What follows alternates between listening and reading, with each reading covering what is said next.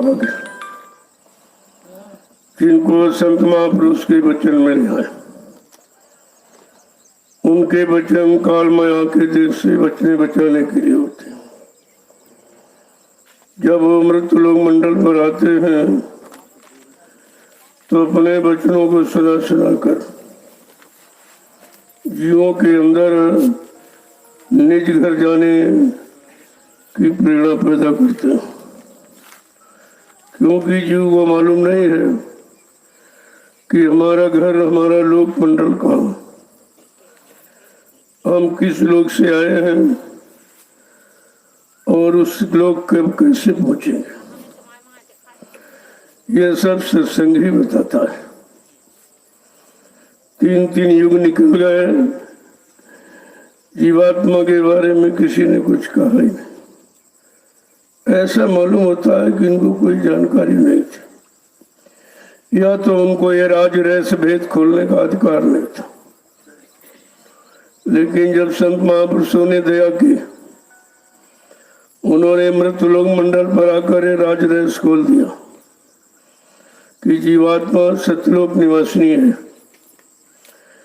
और जब तक सतलोक सच का अनामी धाम प्रभु धाम से कोई शक्ति नहीं आएगी, तब तक इस जीवात्मा को कोई जगा नहीं सकता, ना इसको इसके घर पहुंचा सकता। तो वो कितना बड़ा काम, कितने युगों की भूली बिछड़ी जीवात्मा है, ये मृत लोक मंडल में काल माया की हिरासत में पड़ी है। जो इन युगों में जो भी आया उसने काल माया की देश की बात की, यहीं पर रहने की और यहीं पर फंसने की बात की। लेकिन जब संत महापुरुष आए तब उन्होंने राज खोला, नहीं तो किसी को मालूम ही नहीं था कि जीवात्मा किस देश, किस मुकाम मंडल लोक की रहने वाली है। जब किसी को मालूम नहीं था तो रास्ता भी नहीं था, जब रास्ता नहीं था तो वे बेचारी कैसे जाती। तो इसी में जन्म मरण के चक्कर में फंसी रही, और 4 खान 84 लाख योनियां शरीर जिस्म जो बनाए हैं उसी में जीवात्मा को भेजता रहा। यद्यप जीवात्मा ने कोई कर्म नहीं किया, वो तो कर्म से बिल्कुल अलग था, अजर अविनाशी है, अभेद है और निर्मल है। लेकिन देखो ये संग दोष, जब जीवात्मा जो अजर हमारा अविनाशी है, संग दोष के कारण उसको भी यहाँ फंसना पड़ा। तो हम सब गंदे कमजोर जीवों को सोचना चाहिए, तो हम कैसे नहीं बचेंगे संग दोष से। और संग दोष सब पर लगा हुआ, जिनका जिनका साथ किया, जिनके जिनके साथ रहे, और उन्हीं के कर्मों के अनुसार तुम भी उसी में फंसे रहे, और उनका भी बोझा लाद लिया। जब भी सत्संग में आओ, साधना में बैठो, थोड़ा फासला रख के बैठा करो, ताकि किसी के कर्म तुम्हारे पर न चढ़े। जब भजन पर बैठते हो, वो धारा जो ऊपर से आती है, उससे तुम्हारा नुकसान होता है, क्योंकि जो जिस भाव में बैठा और जैसे कर्म करके आया, उसका असर प्रभाव तुम्हारे पर हो जाएगा। इसलिए हमेशा संग दोष से बचने की कोशिश करो। जब जैसा साथ मिलेगा तभी तैसा तुम्हारे मन में प्रेरणा और भाव पैदा होंगे। इसीलिए महापुरुषों ने कहा भी संग को जरूर समझो और ये संग दोष से दूर रहो। संत मत के प्रेमियों को चाहिए कि संसार में तो रह रहे हैं, लेकिन संसार में जो भी तुम्हारी करनी हो वो बिल्कुल अलग थलग होनी चाहिए। संसारियों की तरफ देखो लेकिन दृष्टि जमा के नहीं, बात करो तो इधर उधर, क्योंकि उसके कर्म तुम्हारे पर चढ़ने न पाए। कर्मों का विधान बड़ा जटिल है, बड़ा गहन है, गंभीर है, कोई इसे समझ नहीं सकता। जब ज्ञानी ध्यानी नहीं समझ पाए, बड़े बड़े ऋषि मुनि योगी महान संचारी नहीं समझ पाए, तो तुम कैसे समझोगे? तुम्हारे पास तो कुछ है ही नहीं, न तन न मन न इंद्रियों की कोई सफाई निर्मलता है, खान पान भी नहीं। मतलब साधक का खान पान क्या होना चाहिए, साधक की रहनी गहनी क्या होनी चाहिए, अभी तो हमको आपको उसके बारे में कुछ पता नहीं। लेकिन धीरे धीरे जब सत्संगों में आओगे तो ये सब जानकारी आपको मिल जाएगी। कैसे रहना है, लेकिन कैसे रहना, खाना लेकिन किसका खाना है, बैठना तो किसके साथ बैठना, मिलना है तो किससे मिलना है, यह सब जानकारी आपको जब हो जाएगी तो ये बाहरी संग दोष से आप बच जाओगे। ये बड़ा मुश्किल है बचना। संसारी तो तुम्हारे साथ साथ बैठना चाहता, क्यों? तुम 5 नाम का सिमरन करते हो तो संसारियों को तुमसे लाभ मिलता है, और तुम समझते हो प्रेम कर रहा है, बड़ी श्रद्धा सेवा भाव, और तुम ऐसे लुटते रहते हो। तो तुम लुट रहे हो, तुम उसके बारे में जानते ही नहीं कुछ हो कि हम कैसे कैसे लूट रहे हैं, और कौन कौन यहाँ लूट रहा, हमारा नुकसान कर रहा। आध्यात्मिक चीज जो थोड़ी बहुत आ रही है उससे भी वंचित रह जाते हो। बहुत होशो हवास में रहना चाहिए, क्योंकि गफलत तो बहुत दिन की है। अब अगर गफलत करोगे तो समय निकल जाएगा, फिर आपको ये मानव जिस्म शरीर नहीं मिलेगा, और मानव शरीर जिस्म मिल भी गया तो जानकार महापुरुष नहीं मिलेंगे। जब तक जानकार महापुरुष नहीं मिलेंगे तो जानकारी नहीं मिलेगी, तब तक शरीर मिलने का कोई मतलब। ऐसा तो करोड़ों लोग दुनिया में रहे, लेकिन उनको क्या पता है कि शरीर का मतलब क्या है, जबकि इसी के बारे में सबने लिखा है। यह सच्चा मनुष्य मंदिर, और इसी में परमात्मा की चेतन मूर्ति जीवात्मा बैठे, और कहीं नहीं। बाकी सब जड़ है, ये देसी जड़ है। उसी जड़ता की मनता में लोगों ने फंसा दिया। अब आप ये समझ नहीं पाए हो कि मैं तो अकेले ही आया माँ के गर्भ से, कोई साथी नहीं बना और कोई सामान नहीं दिया गया। अगर इस बात को याद रखो तो तुम कभी नहीं फंसोगे कि शरीर भी किराए का, सामान भी किराए का। अब किराए वाले सामान पर तुम्हारा अधिकार नहीं, वो मालिक जब चाहेगा तुम, समय पूरा होगा अपना सामान ले लेगा और तुम रह जाओगे ऐसे खाली। इसलिए कहा शरीर रहते रहते उन महापुरुषों की तलाश करो जिन्होंने अपनी जीवात्मा को जगा लिया और परमात्मा से मिला लिया, और वो मालिक के दरबार के दरबारी बन गए। रोज आते जाते वो तुम्हारी प्रार्थना भी मतलब यानी पहुंचा सकते हैं, और तुम्हारी जीवात्मा को जगा कर भी पहुंचा सकते हैं। वो सब काम आपका करेंगे, और उनको कोई स्वार्थ नहीं है, बिल्कुल निस्वार्थ। उनका एक ही काम ही है कि ये जितने बहके हुए यानी भ्रमित जीव हैं, इनको मूल ब्रह्म को दूर करना, वो भी सत्संग सुना के। जब सत्संग सुनाया जाएगा तो एक तरह से मोया, इस कठोर मन पर मोया लगाया जाता कि भाई इसको कैसे तर मोड़ा जाए। तो पहले से इतना मुड़ा हुआ है, वो इंद्रिय घाटों पर भोगों पर इतनी भाग दौड़ कर रहा है, उसको उधर से कैसे मोड़ा जाए और इधर कैसे लगाकर और चलाया जाए। तो सत्संग के सिवा और कोई रास्ता नहीं। इसलिए महापुरुषों ने मन को कंट्रोल नियंत्रण करने के लिए 3 रास्ते रखे: सत्संग करो, सेवा करो और भजन करो। इसके अलावा कोई रास्ता नहीं। शारीरिक इंद्रियों की कोई पूजा पाठ, कोई शुभ अशुभ कर्म जीवात्मा को कुछ नहीं सहारा दे सकते। शरीर का काम अलग है, मन का काम अलग, जीवात्मा का। हाँ, शरीर में ही रहती है।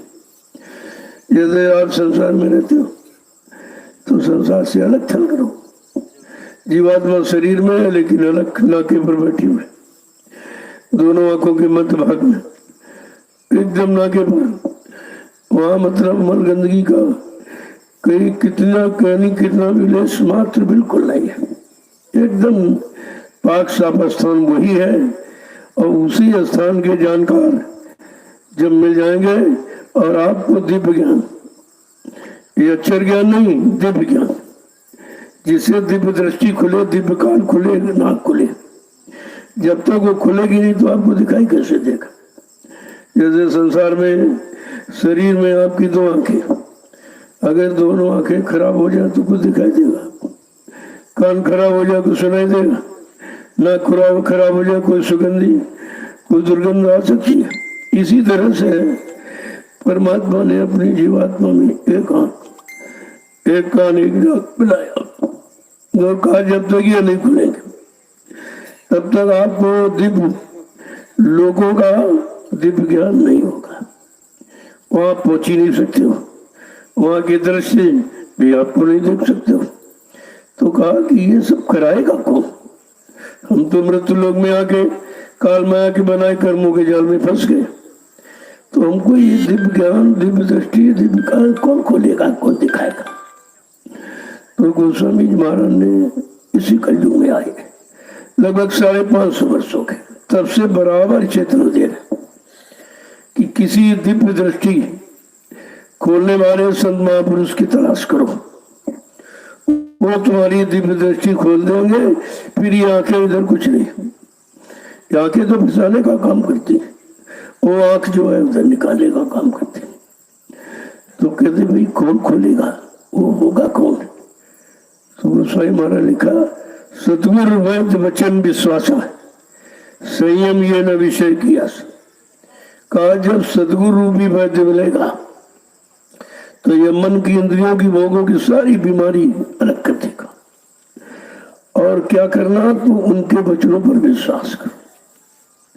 और संयम क्या है कि विषय वासनों की इच्छा न रखो। बस आपको करने क्या है, एकदम स्पष्टीकरण उन्होंने किया कि आपको करना क्या है कि सदगुरु तो खोज नहीं सकते आप, लेकिन आ गए अपनी, बिना बुलाए बिना खोजे आपको मिल गए और बिना मांगे आपको दिव्य ज्ञान दे दिया। इसी को नामदान कहते हैं। तो कहने का मतलब है कि जितने संत महापुरुष आए जिन्होंने अपनी जीवात्मा को दिन उन्होंने अपने को महात्मा नहीं कहा, न संत का न गुरु का न सदगुरु का कुछ। जो आए असली उन्होंने अपने को सेवा कहा कि मुझे सेवा करना है जीवात्मा की, जो किसी ने नहीं किया है। बस इसी को जगाना है, इसी को मतलब और मन बुद्धि चित्त को साफ करना धोना है, बस ये काम करना है। तो सेवक हो, किसी ने अपने को नहीं कहा। और जो कुछ नहीं वो संत लिख रहे हैं, सदगुरु लिख रहे हैं, भगवान सरकार ने तो कहा एक समय ऐसा आएगा इन नकलियों की पहचान की जाएगी, क्योंकि ये सब भ्रमित कर रहे हैं जीवों को और जानते कुछ नहीं, इनका देखा कुछ नहीं, न दिव्य दृष्टि खुली न दिव्य कान न खुला, केवल उन दिव्य दृष्टि महात्माओं की मतलब लेखों को पढ़ लिया और रट लिया और सुनाने लगे। तो कहा कि आगे समय आ रहा है, पहचान होगी, इनकी परीक्षा होगी, भाई असली कौन इसमें, कौन असली है कौन नकली है, कौन सच्चा है कौन झूठा है। तो जो भी आया इधर उसने इधर की कोई डिग्री कुछ अपने को कहा ही नहीं, चुपचाप जीवात्मा को जगाने में लग गए और धीरे धीरे सत्संग सुना सुना सुना करके मन को भी ठीक करने लगे। जब मन बुद्धि चित्त जब पाक सब निर्मल पवित्र हो जाएगी तो जीवात्मा को सहयोग करने लगे। कहने का मतलब ये है जो सच्चे आए उन्होंने तो कुछ कहा नहीं, और झूठे वालों ने यहाँ तमाम वो संत है, वो सदगुरु है, 1001 है, 101 है, पता नहीं क्या क्या लिखते रहते थे, जबकि इसका कोई संबंध ही नहीं है। अरे भाई जीवात्मा के जागरण से इनका क्या संबंध है?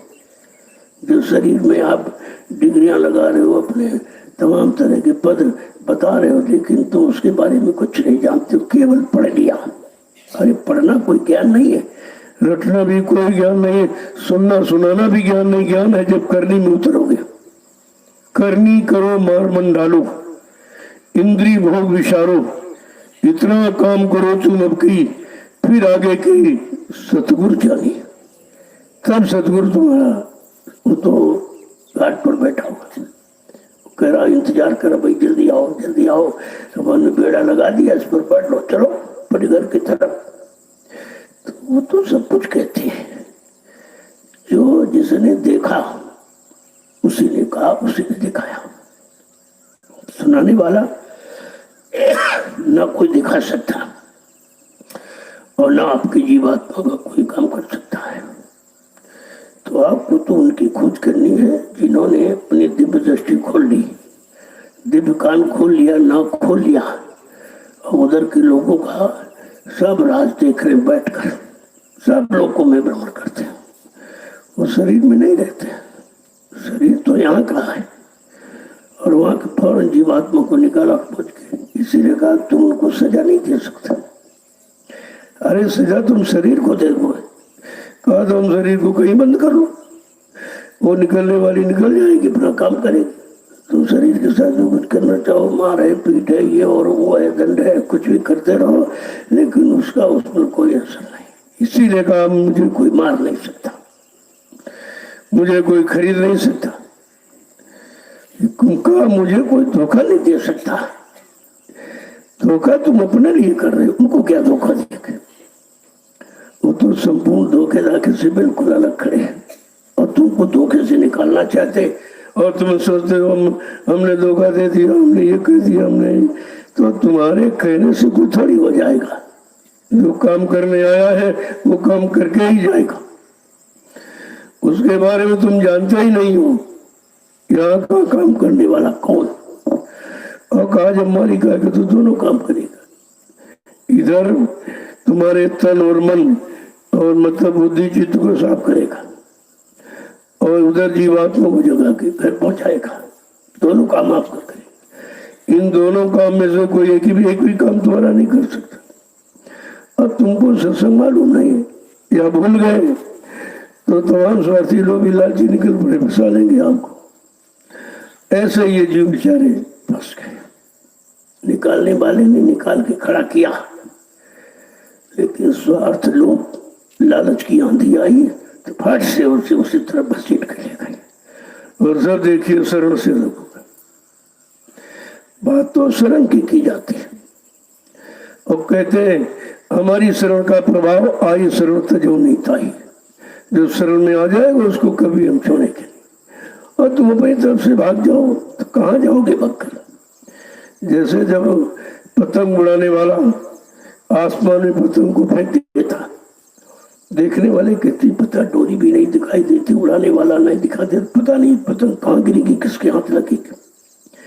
और वो उड़ाने वाला तो जब चाहेगा समेट के पैर के अंगूठे पर रख लेगा। इसी तरह ये जीव कहीं भाग जाए, कहीं चला जाए, जब डोरी समेटेंगे तो बिल्कुल अपने पास बुला लेंगे। इसलिए उनके यहाँ कोई धोखा नहीं, वहां धोखे का कोई काम नहीं, वहां बदले की कोई भावना नहीं, और वहां कोई गैर नहीं है। गैर नहीं, सब अपने हैं, ये भाव सबों में भरते हैं। यही भाव तो भरा जाता है। और मान लीजिए 45 को इधर उधर चले गए तो क्या इनको छोड़ दिया जाएगा?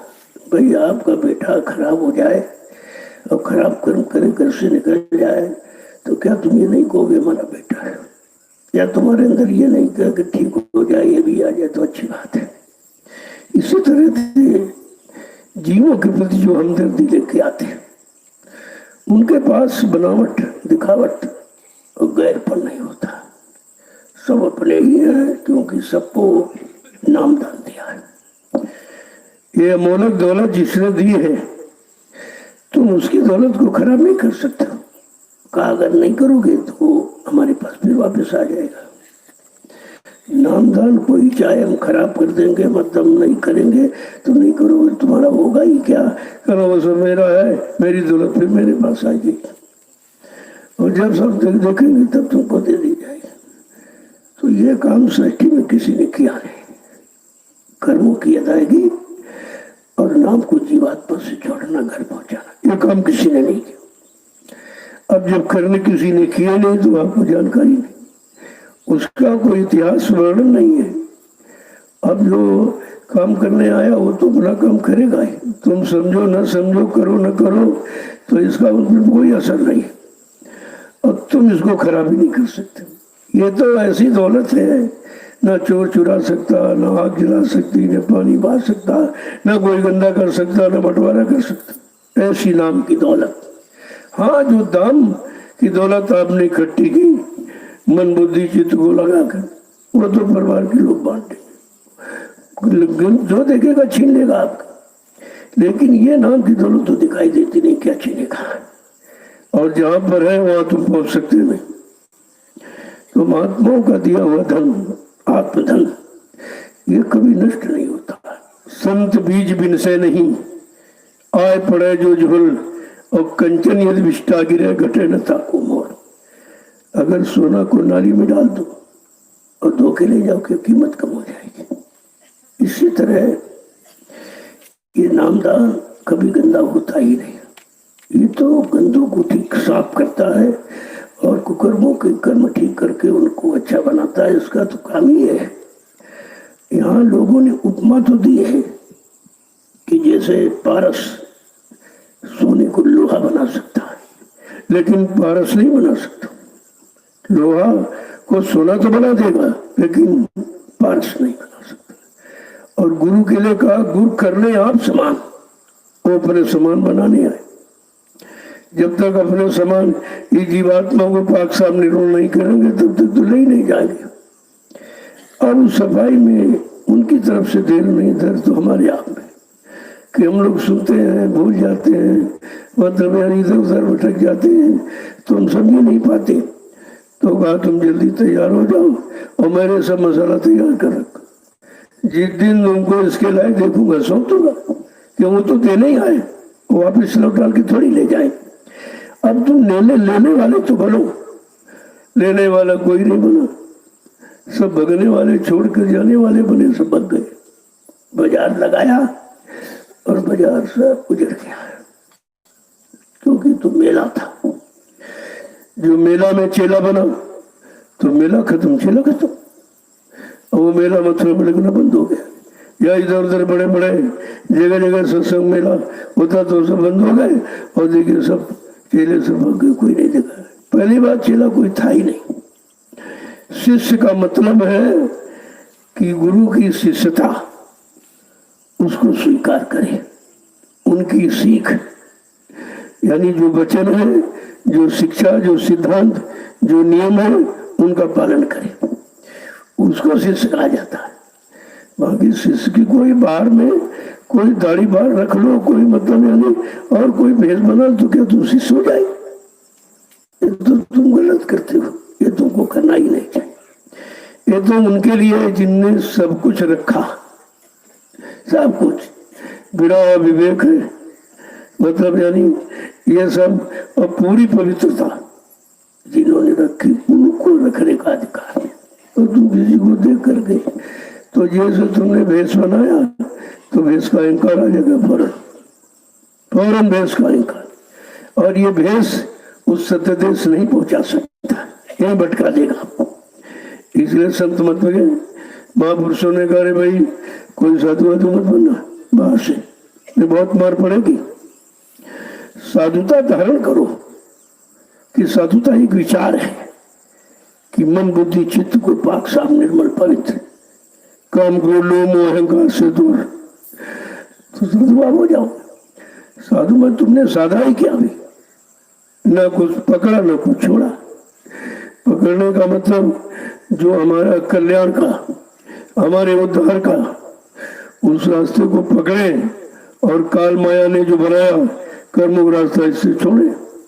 तो ना तो तुमने कुछ पकड़ा, उधर अंदर में कहा शब्द को पकड़ो, पकड़ना है शब्द को, और इधर को छोड़ना है।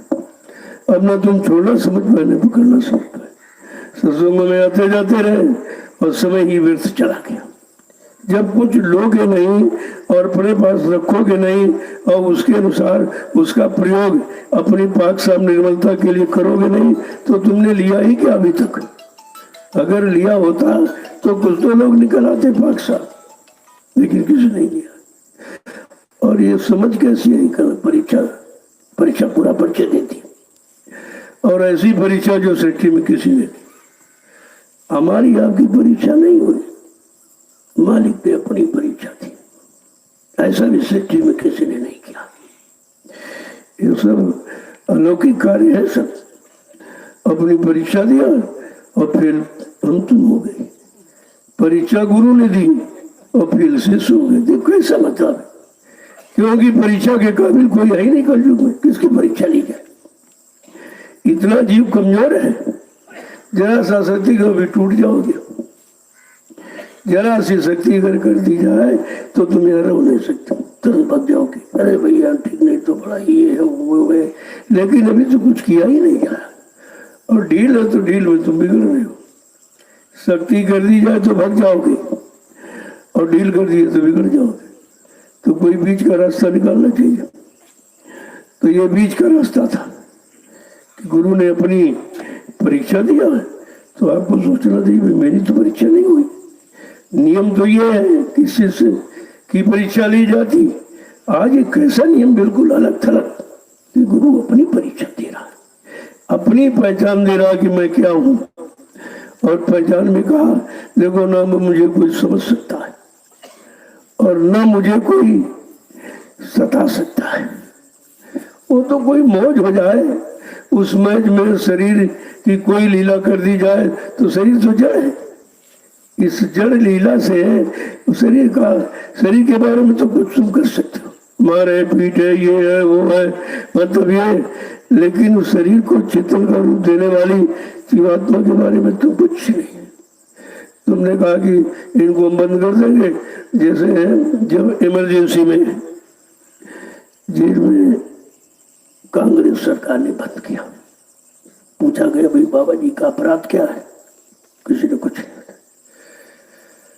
कहा हो सकता है शायद वो सरकार कुछ रुष्ट है, असंतुष्ट है, क्योंकि ये कह सही बात कह दी जाए तो आप वैसे भी न संतुष्ट हो जाओगे। कहा देखो जो ये सरकार है इसका पासा पलट जाएगा, इसका पासा पलट जाएगा।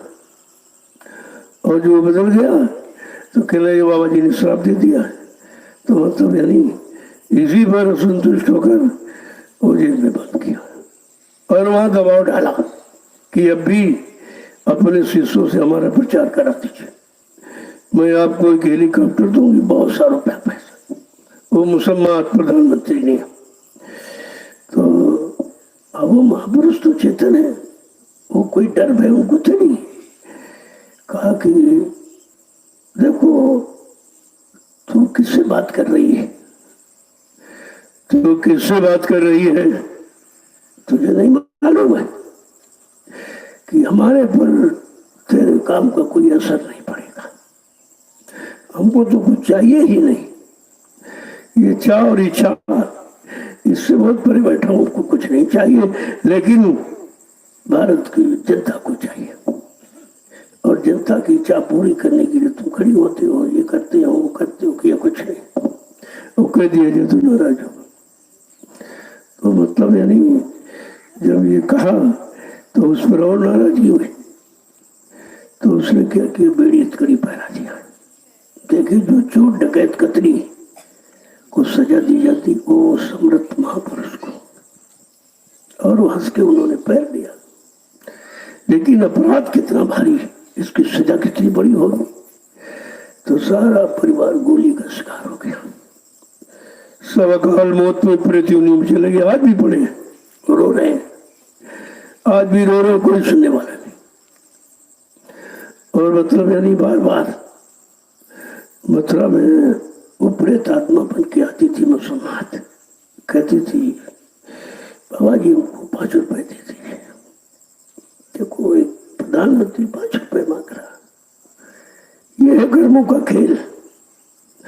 और इतनी तड़प रही थी, हमारी योनि बदल दीजिए, हमको बहुत परेशानी हो रही है और मतलब सब तरह तरह से। तो कहा तो योनि तो उसकी बदली जाती जो दूसरी योनि का कोई काम करता। तुमने तो मानव योनि पाने का काम खत्म कर दी, तुमने तो वो जघन्य अपराध किया, तुमको पशु योनि भी नहीं मिल सकते।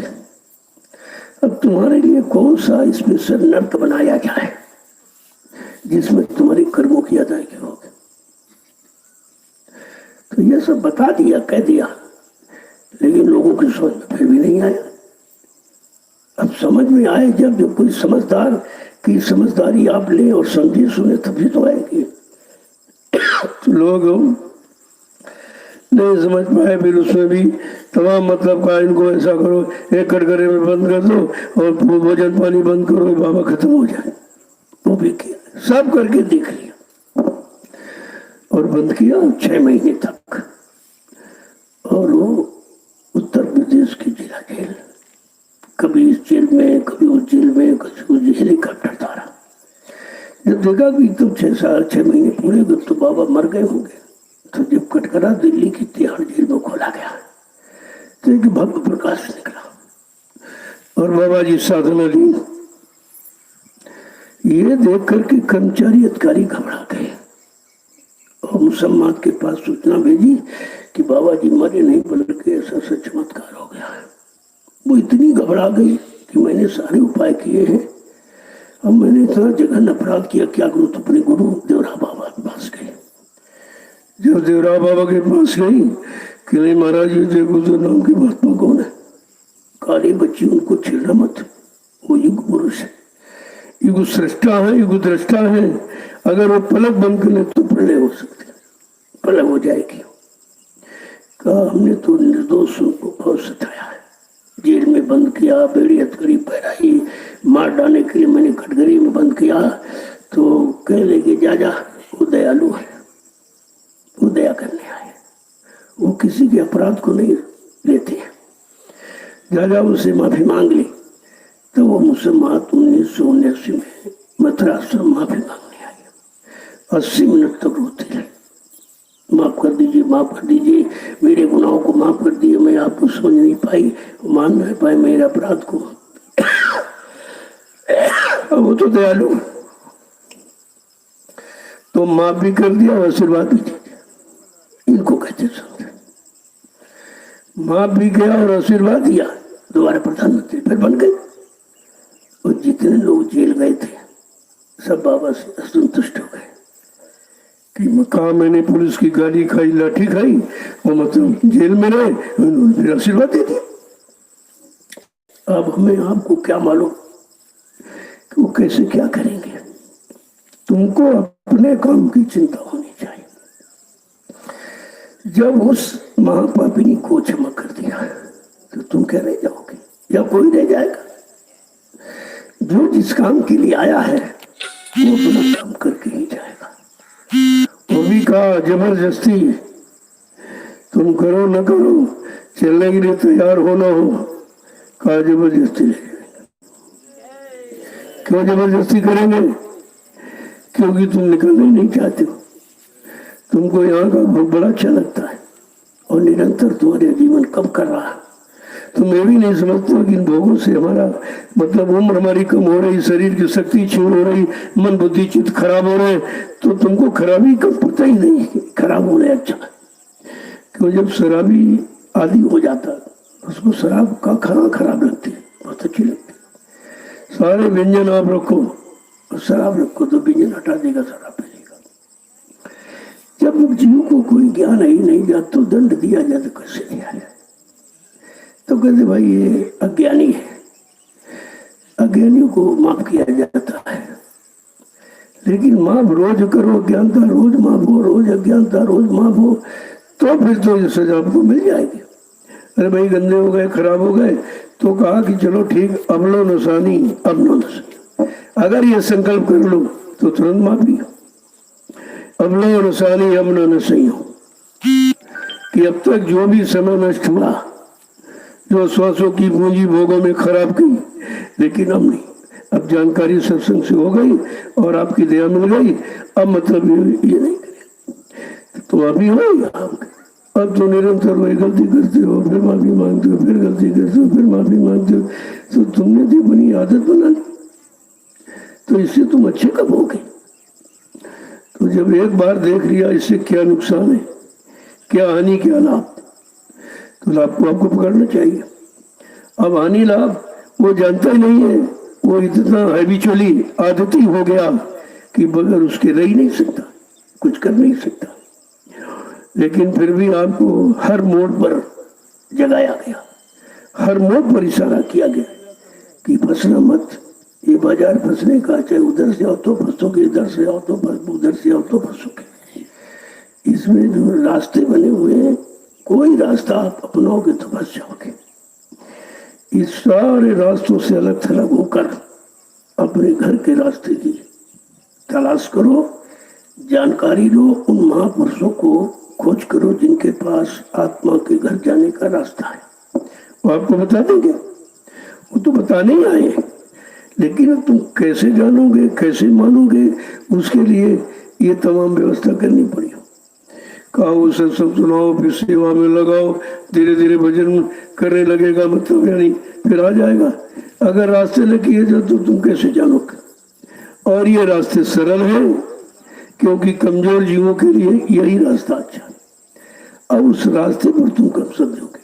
ये तो जबरदस्ती आपको बुला लिया कि तुम सेवा के रास्ते चल रहे हो, जबरदस्ती आपको बैठाना जाते तो भजन के रास्ते पर चलने लगे, जबरदस्ती यहाँ बैठे हो तो ये सत्संग भजनों के रास्ते को। लेकिन माया का इतना प्रकोप है, इतनी चिंता है उसको, और काल ने उसको हिदायत दे रखी आदेशों को कि कोई जीव निकलने मत पाने, बहुत चौकसी से। कोई जीव यहाँ से निकलने न पाए, मेरे कर्मों की व्यवस्था से अलग न होने पाए जाल को। तो मतलब यानी कब हमको आदेश तो करेगा।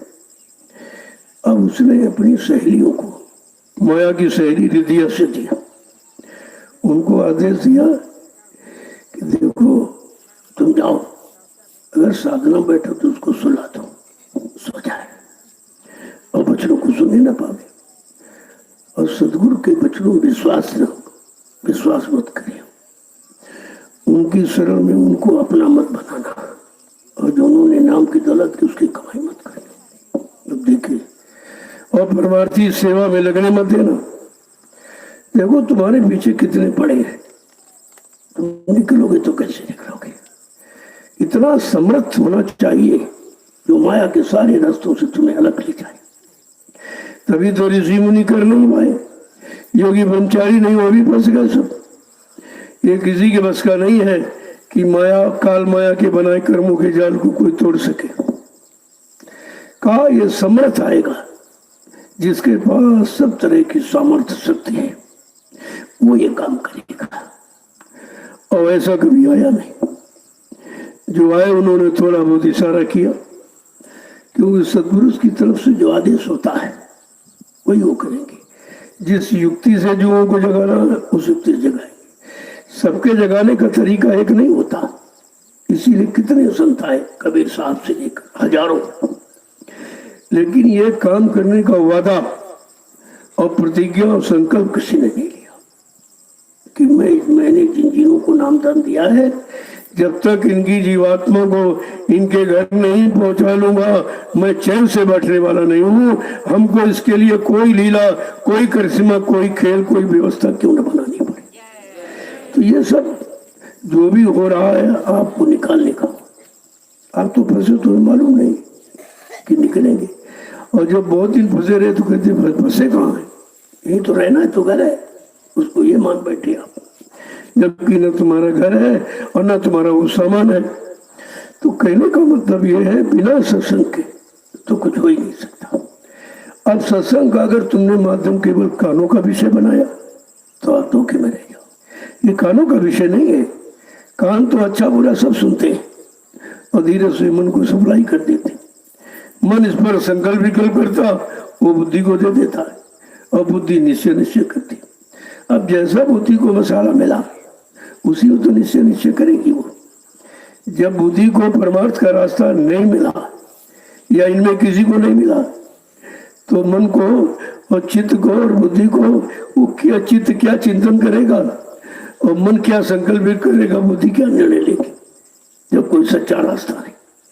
जब सच्चे रास्ते की जानकारी दी गई और तुम पुराने झूठे रास्तों में बहुत पहले से फंसे, इतना फंस गए हो कि बगैर उसके रह ही नहीं सकते। ये सबसे बड़ा फंसाव। अरे भाई इसके बगैर तुम नहीं रह सकते, और तुम तो रहो इससे भी नहीं होगे। शरीर तो तुम्हारा वैसे भी छूट जाएगा। ये झूठा विचार है, बगैर इनके नहीं रखते, बगैर सामान नहीं सकते। अरे भाई सामान भी झूठा, शरीर भी झूठा। तुम किसके बगैर, जीवात्मा किसके बगैर नहीं रह सकती ये जानती नहीं। वो नाम के बगैर नहीं रह सकती। नाम उसका आधार है और आधार ही सर्वोपरि होता है। अब यही नहीं जान पाए हो किसके बगैर रह नहीं सकते हैं, किसके बगैर हमारा काम निकल नहीं सकता है, धीरे धीरे जब सत्संग वचनों को सुनोगे तब आपको पता चलेगा ये हमारा सामान सब फंसाने वाला काल ने तैयार किया, कैसे जीवों को फंसाया जाए। जब प्रारंभिक अवस्था में जीवात्मा जो ऊपर से भेजी गई बिल्कुल पाक सामने थी, आती थी जाती थी, आती थी जाती थी। काल ने सोचा कि मेरी तपस्या का क्या मतलब, मैंने तपस्या करके ये भंडार मांगा जीवात्माओं का, ये बड़ी ससी आती जाती, तो फट से उसने विधान बना दिया। कर्मों का विधान, एक अच्छा एक बुरा, एक पाप और पुण्य, सुबह सुख कर लो उसको, बस उसी कर्मों के विधान में सब, कभी आपने अच्छा किया, कभी बुरा किया, कभी पाप किया, कभी पुण्य किया, कभी सुख किया, कभी सुख किया। अब उस कर्मों लालच में आप फंस गए, शायद आपको मिल जाए, शायद इस कर्म से कुछ मिल जाए, उस कर्म से कुछ मिल जाए, और मिलने की वजह तो छोड़ दो, मिलने न मिला तो कुछ नहीं, जो था वो भी चला गया। अब न मिलना जाना न चला गया, वो भी नहीं जानते क्या चला गया, क्या चला गया ये भी तो ज्ञान नहीं है। कहाँ शक्ति चली गई, कहाँ चली गई, कानों भोगों में आपने नाली में बहा दिया पानी की तरह। अब तुम रोते हो, चिल्लाते हो, ये काम नहीं हो रहा, वो काम नहीं हो रहा, वो काम नहीं हो रहा, तो काम कैसे होगा। अरे संसार के काम श्रम समय पूंजी बगैर नहीं कर सकते, तीन चीजें चाहिए, श्रम समय और पूंजी, बगैर इसके आप यहाँ कुछ नहीं पा सकते। और इसी तरह उधर है, विनय विवेक ज्ञान बगैर तो उधर कुछ नहीं पा सकते। जब दोनों तरफ के रास्तों का ज्ञान कराया जाएगा तो आपकी समझ में आएगा कौन सा रास्ता हमारे हित का है, कौन सा हमारे नुकसान का। बहुत धीरे धीरे धीरे बारीकी, क्योंकि संदेश कभी हुआ नहीं है, सत्य देश जाने का इशारा तो किया, लेकिन ऐसा संदेश किसी ने नहीं दिया कि मतलब यानी हम तो ले जाएंगे, तुम जाने को तैयार हो जाए ना, पकड़ के ले जाएंगे, क्योंकि मैंने नामदान दिया है। देखो कितनी बड़ी चीज, कहा जीव को अपनी चिंता नहीं है, तुमको अपनी चिंता नहीं है, तुमको हमको तुम्हारी चिंता है कि हमने तुमको नामदान दे दी। ये डर है उनके पास कि कहीं अगर इधर उधर नरकों में चला गया तो नामदान की कदर खत्म हो जाएगी, और सदगुरु का लाभ देने वाले जो आया तो उसका महत्व भी लोग खत्म करते हैं, कुछ नहीं मिला। देखो कितनी हमदर्दी, और तुम भाग रहे हो, वो खींच रहे हैं, तुम भाग रहे हो किसी खींचातानी में, कभी न कभी समझ आ जाएगी, और जहाँ समझ आ गई वहीं से काम आपको प्रारंभ हो जाएगा। एक एक वचन को बड़ी दृढ़ता, मजबूती, विश्वास के साथ पकड़ के रखना चाहिए। ये वचन भाषण स्पीच के नहीं है, ये वचन जीवात्मा को जगाने, परमात्मा से मिलाने। अब वो क्यों नहीं जगती, कारण क्या है, का मन ठीक नहीं है, और मन है उसका साथी। अब वो साथी को इतना समझाती है, लेकिन वो फंस चुका है, ज्ञान तो हुआ, कहता हम क्या करें, मजबूर है, हम भी चाहते हैं, लेकिन हम इतने मजबूर हैं, इतने भोगों में हम फंस चुके हैं कि हमारे बस की ताकत नहीं है कि हम निकल सके। भोग वासना मुझ में भरी, मुझसे सत्संग क्यों ना जाए, मैं सत्संग कैसे सुनूं, कैसे करूं, मेरे बस की बात नहीं है। तो कहती चलो तुम्हारे बस की बात नहीं तो ये भी तो मान लो कि मेरे बस की बात नहीं है। तो कहा चलो हम तुम दोनों सदगुरु दरबार में चले, और वो दयालु हैं, कृपालु हैं, जरूर दया करेंगे। वो हमको यानी मन को, बुद्धि को, चित्त को अपनी तरफ मोड़ के साफ करेंगे। उनके पास साबुन है, वो साफ कर देंगे। जब इस तरह का विश्वास दिला लेती जीवात्मा, तब कहीं ये बागी मन तैयार होने को होता है, वैसे तैयार ही नहीं होता है, बड़ी मुश्किल से। बहुत वही स्थिति हमारी आपकी, हमारे आपकी अंदर भी मन और जीवात्मा दोनों। अगर आप मन को समझाने की कोशिश करो तो ऐसा तो नहीं न माने, लेकिन वो समझाते नहीं, बल्कि उसने जो इच्छा की वो पकड़ा देते, जो इच्छा की वो दे देते हो, जो इच्छा की जहाँ वही चले जाते हो। मतलब यानी अब तुम मन के अनुसार ही तो चल रहे हो। और इतने दिन से केवल एक बात बताई जाती है, मन 3 युगों से तू ये मन की बात तूने मानी है, और इसके कारण तू फंसा पड़ा है। अरे जरा मेरी बात मान ली, तो आपको से कहा कि सतगुरु कहे करो तुम सोई, मन के कहे चलो मत कोई। अब जो सतगुरु दयाल तुम्हें देने आए उसको ले लो, और जहाँ के लिए तुमको ले जाएंगे उस तरफ चल पड़ो। अभी शैतान मन की कोई सलामत मानो, लेकिन इतना आसान नहीं है इस शैतान से छुटकारा पाना, बड़ा कठिन है। क्योंकि हमने आपने इसी का कहना माना है, इसी के अनुसार रहे। जो इसने कहा फट से उसको दे दिया, जो इच्छा की आपने फट से पूरी कर दी। अब ये जब इच्छाएं पूरी करते जाओगे तो वो क्यों उड़ेगा, क्या जरूरत है उसको। तो इसलिए पहले तो ये देखो, एक दैनिक डायरी बनाओ और सत्संग में आओ तो ये प्रण करो प्रतिज्ञा कि एक बुराई छोड़ेंगे और एक अच्छाई पकड़ेंगे। जो सबसे छोटी बुराई वहां से शुरू करो, इसको छोड़ देंगे। अब इतने सत्संग मिले हैं, इतनी बुराइयां तुम्हारे में नहीं, लेकिन तुमने ये कभी किए नहीं। कुछ नहीं छोड़ा, कुछ नहीं पकड़ा, आते रहे जाते रहे, आते रहे जाते रहे। तो इससे भाई फायदा क्या होगा, क्या मिलेगा। जब कुछ आपने लिया नहीं और कुछ आपने दिया नहीं और लेन देन जब हुआ नहीं तो तुम्हारे आने का मतलब क्या हुआ। पहले तो ये निश्चित करो कि हमें छोड़ना क्या और पकड़ना क्या है। क्योंकि वो छोड़ना है जो हमारा नुकसान करे, वो पकड़ना है जिससे हमको लाभ मिले। पहले ये निश्चय करो कि लाभ हानि किसमें है। धीरे धीरे धीरे धीरे निशान लगाते रहो, बुराई ये बुराई चली गई, इस सत्संग से ये बुराई, इस सत्संग से बुराई, तो धीरे धीरे आप बिल्कुल बाग साफ हो जाए। लेकिन तुम छोड़ने का कभी विचार ही नहीं बनाते और मन को भगाने का विचार बनाते। अरे संसार में तो फंसे ही हो सामानों में। यहाँ भी लोग आते तो वही सामान। किसी ने आज तक ये नहीं कहा कि हमको भगवान की प्राप्ति हो जाए, करा दीजिए, वो बीमारी नहीं है, वो परेशानी है, और ये शादी ब्याह। अरे भाई तो मतलब वही काल का सामान मांगते रहते हो। तुम्हें ये भी नहीं मालूम कि दयाल के दरबार में दिया क्या जाता है, दयाल के पास सामान है क्या, और वो कैसे उनसे लिया जाए, वो कैसे दिया जाए। तो आपको लेना नहीं मालूम। अगर वो दया करके दे भी दे तो तुम रखना नहीं जानते। उसका प्रमाण आपके सामने। 45 करोड़ को दिया, किसी ने रखा, सब भग गए, सब भग गए। किसी की समझ में अभी नहीं आ रहा कि जो सामान दिया है उस सामान से हमारा कोई काम तो हुआ ही नहीं। और कहते थे हम काम करने आए और तुम कहते उमर के चले गए। तो ये काम करेगा कौन? आत्मा के कल्याण का कौन काम करेगा? ये किसी की बस की बात है। पहली बात, उन्होंने जो शरीर से वादा किया कि मैं परिवर्तन करने आया हूँ, परिवर्तन करके जाऊंगा, मैं कलयुग को भगाने आया हूँ, भगा कर जाऊंगा, सजू ला के जाऊंगा।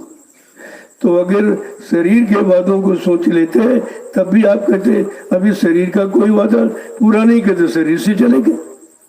अब आत्मा वाला तो पड़ा ही है कि मैं जीवात्मा को जगा के उसके घर पहुंचाऊंगा। ये वादा किसी ने नहीं किया। इतने संत आए, युक्ति तो दी 5 नाम, लेकिन ये वादा नहीं किया कि हमने जिसको नामदान दिया है जब तक उसकी जीवात्मा को जगा के घर नहीं पहुंचा लेंगे तब तक वो मानव शरीर को हम छोड़ने वाले नहीं है, चाहे हमको 400 वर्ष क्यों न रहना पड़े। तो ये बात तो लोगों को समझनी चाहिए थी कि अभी ये शरीर के वादे अलग और जीवा अध्यात्म का वादा अलग। ना इधर भौतिक का ना अध्यात्म का कुछ शुरुआत हुई नहीं, और तुमने महापुरुष के जाने की शुरुआत की थी। ये सबसे बड़ा भूल बंद हुई है लोगों। और ये भी नहीं सोचते कि जिसको करे चला गया तो ये काम दूसरा कौन करेगा। और जब तुम्हारा काम ही नहीं हुआ तो तुमको दर में आने का मतलब क्या निकला, संत दरबार में आने का मतलब क्या हुआ। तो समझ तो सब खत्म हो गए। किसी की समझ में कुछ नहीं आया और अभी नहीं आ रहा। काल का इतना जबरदस्त पैरा है, वो निकलने नहीं दे रहा। शरण में जाकर भी लोग भ्रमित हो गए, और जहां भ्रम की कोई बात नहीं वहां तो भ्रम दूर किया जाता है और सब तरफ से। अब जैसे शराब पीने वाले से को शराब छोड़ दो, कहेगा रे ये हमारा नुकसान करा रहे, हमारे खाने पीने वाली चीज हो। अब उसको नुकसान समझ रहा। अब वो बेचारा यही नहीं समझ पा रहा है इसको पीने से नुकसान है, किसको पीने से लाभ है। जब निरंतर नहीं माने, समझाने वाला समझाता रहा और 18 वर्ष ये प्रचार मतलब शाकाहारी बनने का, जब नहीं कोई सुना, नहीं माना, तो कहा भाई हम तो कुछ ये कर नहीं सकते, हम कोई काल शक्ति थोड़ी रामकृष्ण की तरह से जो मार काट खलियान करते। तो कहा हम अपना चार्ज प्रगट को देते। अब प्रगट के हाथ में चार्ज चला गया, उसने एक छोटा सा चुटकुला छोड़ा और सारा विश्व परेशान, सारा विश्व परेशान। और किसी की बुद्धि में ये नहीं आ रहा ये है क्या, ये क्या है, कैसे आया, कैसे जाएगा, हम लोग इससे कैसे बचेंगे, कोई उपाय किसी के पास नहीं है। और सब इस समय एकदम चिंतित है। अब चिंता का विषय बन गया। अरे पहले बाबा जी चिंता रखते थे कि चलो भाई सबको शाकाहारी बना दो, तो आगे आने वाला समय बड़ा खराब दिखाई दे रहा। अब उनको दिखाई दे रहा जिनकी दिव्य दृष्टि खुली, इनको क्या दिखाई दे। तो कहने का मतलब ये है, जब तुम किसी बात को मानोगे नहीं, जानोगे नहीं तो अपनी बनी ठानोगे। और वही हो रहा, जाना माना नहीं, अपनी बनी ठाना। और उसी ताने में देखो क्या हो, अभी क्या है। मैंने कहा अभी कहाँ मुसीबत है, मुसीबत तो आगे आ रही, ये तो शुरुआत है अभी। और शुरुआत में सारा विश्व एकदम चकाचौंध, ये क्या है, कहाँ से आ गया, किसने भेज दिया, किसने दे दिया, कुछ नहीं मालूम। अरे उनको मालूम है जिनको, जो प्रकृति से जुड़े हुए, क्योंकि प्रकृति का प्रकोप है ये, कोई बीमारी नहीं है। अगर बीमारी होती तो दवा नहीं बन जाती। अब कह रहे वो दवा है, तो ये कुछ नहीं, वो तो कुछ है ही नहीं। हमें पीछे से और आ रहे तमाम बैठे आने के लिए, क्योंकि पहले आपसे इशारा करके कहा गया कि अगर हिंदुस्तान की धार्मिक भूमि पर से ये मुर्दा मांस का भोजन अगर न बंद किया गया, और बुद्धि नाशक नशा शराब जिसके पीने से बुद्धि पागल हो जाती और माँ बहन बेटी बहू की पहचान खत्म हो जाती, अगर ये बंद न किया गया तो कुदरत ने ऐसी जानलेवा बीमारी तैयार की है कि मिनट नहीं लगेगा, गांव के गांव, शहर के शहर साफ हो जाएंगे। क्यों नहीं लोगों ने सुना, क्योंकि समझते थे तो पागल है, ये तो ऐसे ही बके करते, ये तो ऐसे बोला करती। अरे भाई किसी चीज के पर जब दबाव डाला जाए और प्रेशर बना करके रोज बनाया, रोज सुनाया जाए, तो आपको सोचना चाहिए कोई खास बात है, तभी रोज बताया जाए। रोज कम कर सोचो तो रोज बोलते हैं रोज, और कोई कार्यक्रम समझ नहीं पाए। इतने कार्यक्रम हिंदुस्तान में किए, किसी ने नहीं, किसी ने किया ही नहीं। तो अपने अपने धर्मशाले और गुरुद्वारे आश्रम संभाले बैठे हैं, लेकिन निकल करके किसी ने इस भारत की जनता को आगाह नहीं किया कि आगे का समय खराब। और एक तो किसी ने किया नहीं, और जिसने किया उसको आपने माना नहीं, न माना, न जाना, न पहचाना, कुछ नहीं, तो मुसीबत आ गई। अरे भाई पिछले युग का इतिहास देखिए कि भारत भूमि पर मुसीबत कब आई, जब राजा भ्रमित हो गया, जिम्मेदार, उसका खान पान खराब, उसके कर्म खराब। तब कहा कि प्रकृति की तरफ से कोई जकोला आया, उसको नस्त नामोद करके चला गया, और समझ किसी ने कुछ नहीं पाया। ये तो हर युग का इतिहास बता रहा। तो कलयुग का कोई अलग होगा, कलयुग का तो सबसे खराब, क्योंकि जितने युग सतयुग त्रेता पर वो बड़ी बड़ी उम्र वाले, अच्छा खान पान करने वाले, अच्छे कर्म करने वाले, अच्छी सोच, अच्छी संग सोबत करने वाले थे, तब समय आया। तो आज तो किधर से ना आ जाए, चारों तरफ गंदगी है।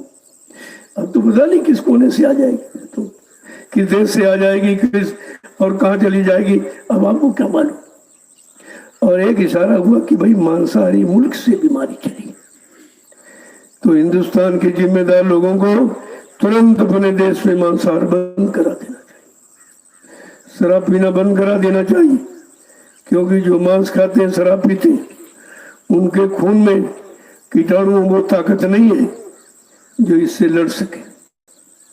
जो प्राकृतिक प्रकोप है, इससे लड़ने की क्षमता समाप्त हो जाती है।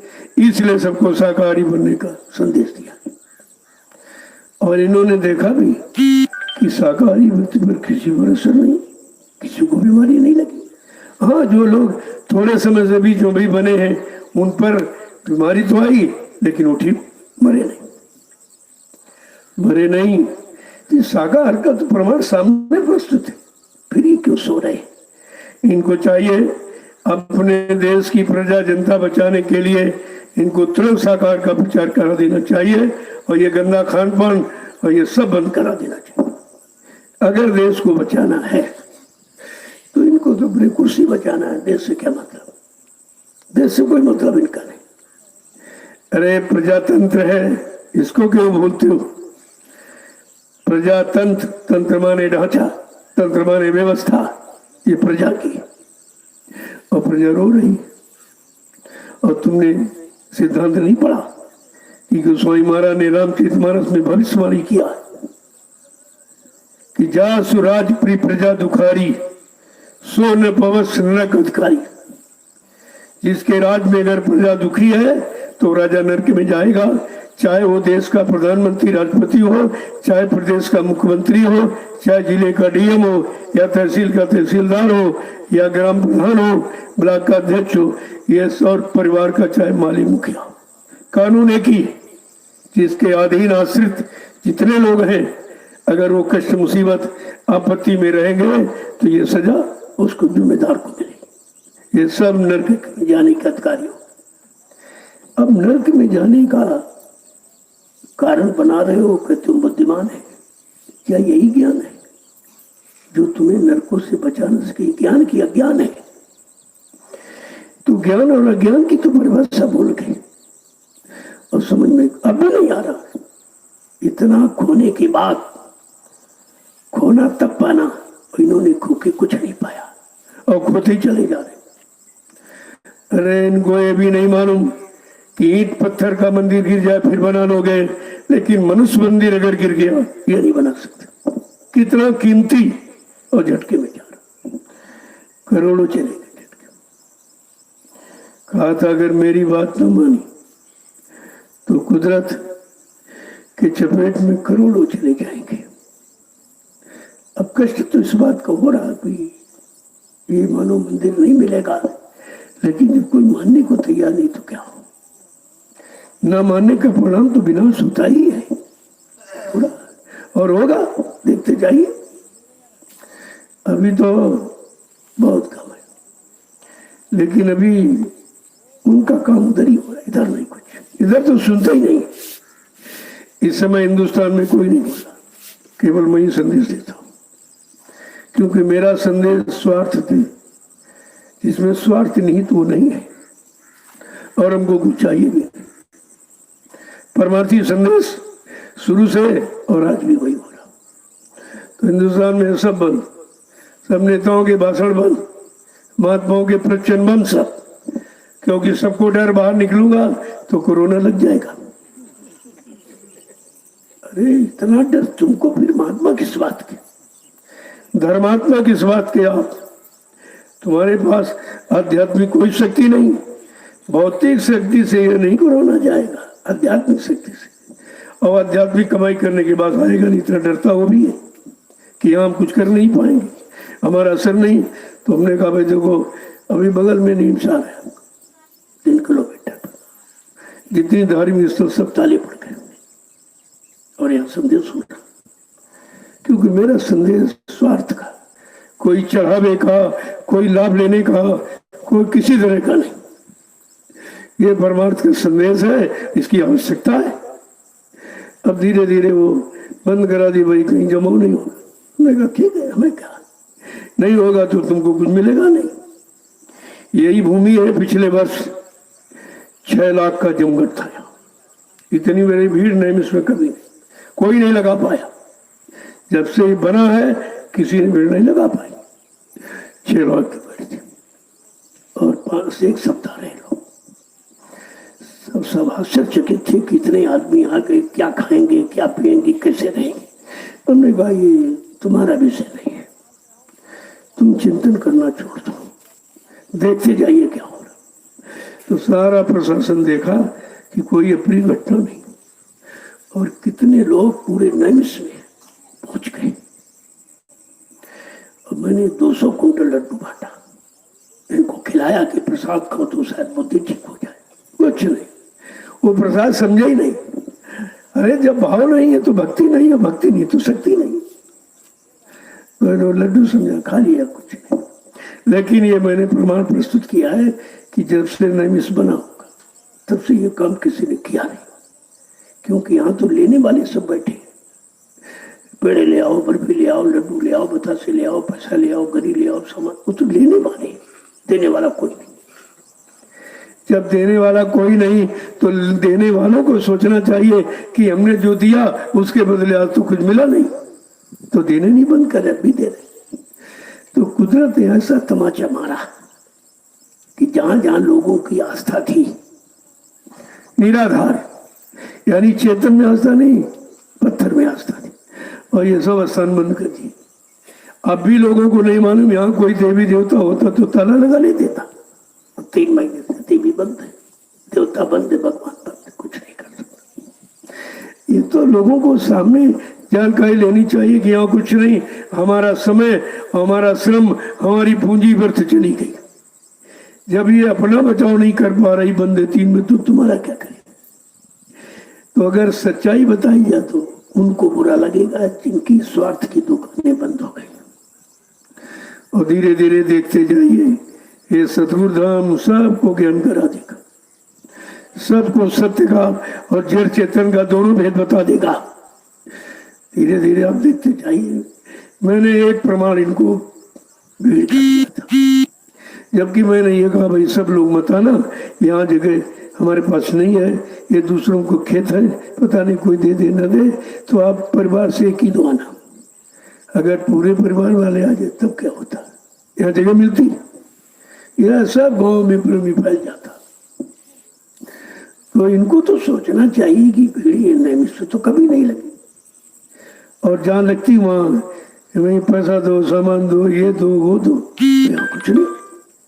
यहाँ 6 लाख प्रेमी आया और उनको खिलाया गया और रखा गया, लेकिन ये नहीं कहा गया हमको ये दो, वो दो। अब उनकी श्रद्धा बनी तो कुछ दे दिया, तो उसको इसी में लग गया।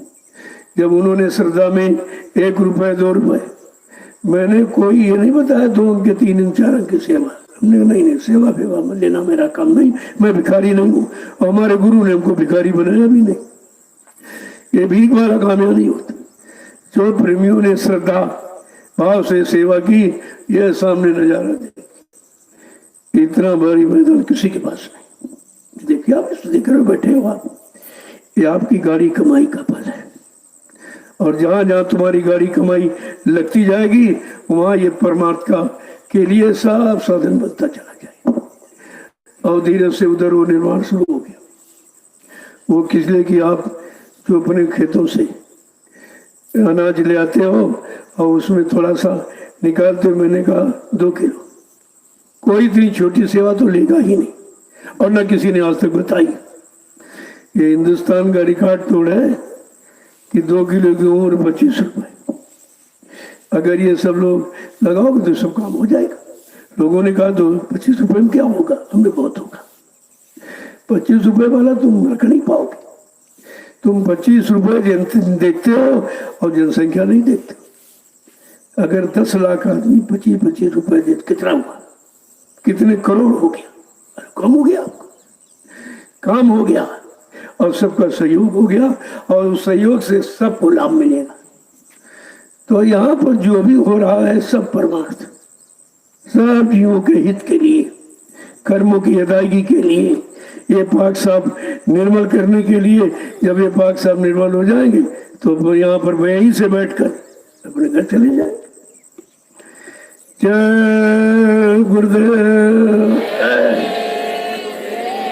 जय गुरुदेव, जय गुरुदेव, जय गुरुदेव नाम किसका, जय गुरुदेव नाम किसका, प्रभु का प्यारा नाम। अब आप लोग खड़े हो जाओ। कितनी देर लगती देखो, बस इतनी देर है, इधर से तुम्हारे से देर। तुम खड़ा होना सीख जाओ कि क्यों खड़ा किया जा रहा और क्यों बैठाना जा रहा।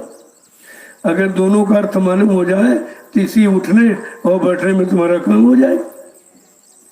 खड़े हो वचनों को मानने के लिए, संदेश को सुनने के लिए और सबके कान तक पहुंचाने के लिए, तो खड़े हो जाओ। जब बैठो तो आत्मा के कल्याण के लिए, साधना के लिए बैठो और संदेश प्रसारण के लिए खड़े हो जाओ।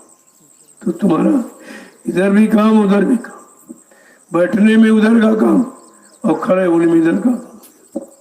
अभी तक इसी रात को लोग नहीं समझ पाए कि खड़ा होना बैठना क्या होता है। क्यों कहा खड़े हो जाओ, क्यों बड़े हो जाओ। अब कहा जोर से बोलो, धीरे से नहीं। जहां तक जय गुरुदेव नाम की ध्वनि पहुंचेगी वहां तो कुछ नहीं, वहां तो कुछ। क्यों भाव को भाव अलग अलग समूह और नाम जपत मंगल दी दसों दिशाओं में मंगलाचरण होता है। जय गुरुदेव, जय गुरुदेव, जय गुरुदेव, जय गुरुदेव। नाम किसका? जय गुरुदेव। नाम किसका? जोर से बोलो, सब मिल बोलो, बोलना होगा अभी से बोलो। दुख दर्द हरेंगे, सब कष्ट हरेंगे, सुख शांति भी देंगे। सबके दाता, सबके मालिक, प्रेम से बोलो। ये नाम नहीं इंसान का, ये काम नहीं इंसान का। देखो इस बात को समझना चाहिए। मैंने कहा तुम भीड़ लगने दो, जिम्मेदारी मालिक की है। यहाँ कोई बीमारी पटक नहीं सकती। इस परिसर में, इस घेरे में, इस लक्ष्मण रेखा में कोई बीमारी प्रवेश नहीं करेगी, क्योंकि यहाँ सब शाकाहारी, यहाँ मांसाहारी कोई नहीं आता। और उन स्थानों पर मांसाहारी सब पूजा करते, मांसाहारी चढ़ावा चढ़ाते, मांसाहारी, ये शराब पीने वाले, ये सब उधर। इसीलिए कुदरत ने कहा इनको बंद करो। जब तुम इनका खान पान नहीं बंद करा सकते हो तो इन दरवाजों को क्यों खोले? बंद कर दीजिए। देखो बंद हो गए। मैंने कहा भाई यहाँ कुछ नहीं होगा। और नहीं, आप देख लीजिए, मैं प्रमाण प्रस्तुत कर दूंगा। और पप्पा जैसे पिछले साल लोग आए, आपने परमिशन दिया और दे दीजिए, तो पिछली जात से दूना जमघट, कोई अपनी घटना नहीं, कोई बीमारी नहीं। तुम बात ही नहीं समझ पाते हो। मतलब है तो कहा नहीं वो भीड़ भारी। ठीक है, अच्छी बात है, अच्छी बात। जो मिलने वाली चीज उसमें बाधा लगाते हो, फिर तुम खाली रह जाओगे। लेकिन प्रेमी धीरे धीरे मैंने तरीका बदल दिया। एक बार के लोग नहीं आएंगे और धीरे धीरे, अब देखो महीनों से 10 चले गए, 20 आ गए, 20 चले गए, 50 आ गए, 50 चले गए, 100 आ गए। और देखिए 5 तारीख तक ये सब तुम्हारे सामने आ जाए, चले जाएंगे और तुम इस रात को नहीं सोच पाओगे कि काम तो हो गया उनका। हमने रोक लगाई तो उन्होंने रास्ते बदल दिया तुरंत। अरे हमको अपने काम से मतलब, तुम्हारी रोकथाम से, तुम्हारे रोकने से, तुम्हारे नियम कानून बनाने से तो कुछ होने वाला है नहीं। और ना आज तक आप कुछ कर पाए। तो अगर ये और ये सब हो रहा, अपने आप देख लीजिए। तो कुछ लोग चले जाएंगे, कुछ फिर आ जाएंगे। भाई आप जाओगे तो घर वाले जो वहाँ है वो आ जाएंगे। ये तुमको सोच रखनी चाहिए कि हम 2-4 दिन सेवा किए और सत्संग सुना, अब हम चले जाएंगे और घर में जो लोग हैं वो आ जाएंगे। ऐसे धीरे धीरे 5 तारीख तक सब आ जाएंगे। देखो कितना अच्छा तरीका निकला। और उनके कानून का पालन भी हो गया, हमारा काम हो गया। हाँ, इस काम को कोई तो रोक ही नहीं सकता कि ये काम सबके लाभ का। हाँ, स्वार्थ का काम तो रुक सकता है, लेकिन परमार्थ का कार्य कोई नहीं रोक सकता। वो किधर से शुरू हो जाएगा, कोई तरीका अपना लिया जाएगा। तो आपको ये सब सोचना चाहिए। अब जो लोग सेवा कर चुके हो तो अपना चले जाओ, और जो घर में उनको भी तो उनको भी लाभ मिल जाए। गुरु पूर्णिमा तो पहले 5 दिन की थी, अब तो 1 महीने की हो गई है। 1 महीने से लोग आ रहे हैं। भाई गुरु पूर्णिमा में क्या करते थे आप? अरे भाई सत्संग सुनना था, और वहाँ सत्संग नहीं सुन पाते थे भीड़ भाड़ में। सेवा वहाँ थी नहीं, क्योंकि इतने लोग थे, सेवा क्या दी जाए। और भजन शोर शराबे में कोई कर नहीं पाता था, केवल भीड़ होती थी। और भंडारे ज्यादा आ गए तो ये केवल लोगों को दिखाने के लिए। और तुम्हारा काम तो अब तो बहुत अच्छा हो रहा है। रोज सत्संग आप प्रति, और ये सत्संग गुरु पूर्णिमा में होता नहीं कि वो आम सत्संग है, उसमें तो आम आवाज की बातें की जाती। और ये साधकों का है, भाई साधना कैसे करें, बाधा क्या पड़ रही है, मन विकारों में क्यों फंस गया, इसको कैसे निकाला जाए, ये सब तो आपके साथ हो रहा है। तो सत्संग सेवा भजन तीनों चीज, तो कार्यक्रम तो आपका हो ही रहा। कार्यक्रम का मतलब भीड़ नहीं है, और भीड़ मैंने कहा मैं भीड़ लगाने आया नहीं हूँ। अब भीड़ जो लग गई है तो हम भीड़ तो समझते नहीं उसको, हम उसको समझते हैं कि सब जागरूक है और सब जागना चाहते, जाके घर जाना चाहते। तो गुरु पूर्णिमा के बारे में लोगों ने कहा हमने भाई वो भीड़ नहीं होगी, बाकी तो हो ही नहीं है।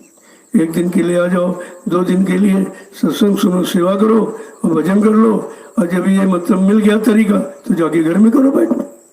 वहाँ भी यही आश्रम बन जाए, वो भी तो आश्रम है। लेकिन गृहस्थ आश्रम की महिमा खत्म हो गई। लोगों ने गृहस्थ आश्रम के सिद्धांत नियमों को समझा नहीं। वो तो महात्मा गृहस्थ आश्रम में आते जाते रहते थे, तो आपको नियम सिद्धांत बताते रहते थे कि घर गृहस्थी में कैसे रहोगे, तो लोग खुशहाल रहते थे।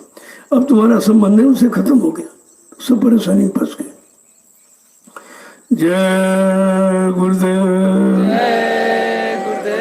जय गुरुदेव, जय गुरुदेव नाम किसका, जय गुरुदेव नाम किसका, प्रभु का प्यारा नाम। अब लोग अपनी बड़ी सेवा में चलो, जो छोटी मोटी सेवा मिल जाए। कल देखो सेवा थी नहीं लेकिन बन गई, वो ट्रक फंस गया, फंसा दिया गया, सबको सेवा मिल गई। सेवा कहाँ थी? अरे सेवा का तो आधार बनाया जाता, सबको सेवा मिल गई। अब उसमें आपका मतलब वो जो सहयोग हो गया कितना बड़ा।